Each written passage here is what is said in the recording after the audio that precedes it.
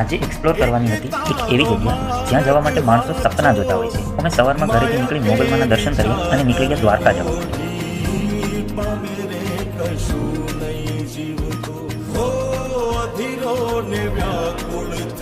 રોજ જોતામાં તો માધવપુર પહોંચી ગયા હતા. એમ તો દરિયો અમારા ગામમાં પણ છે, પણ અહીંનો નજારો કંઈક અલગ હતો.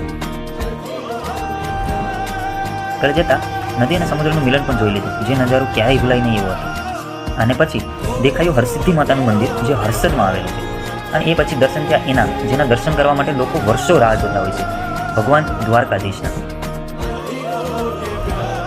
અમારે તો અત્યારે જવાનું હતું બેટ દ્વારકા, એટલે અમે પહેલાં પહોંચી ગયા બેટ દ્વારકાના ફેમસ સુદર્શન સેતુ ઉપર. અને અહીંનો નજારો એવો હતો જાણે આપણે સાક્ષાત સોનાની નગરીમાં પહોંચી ગયા હોય.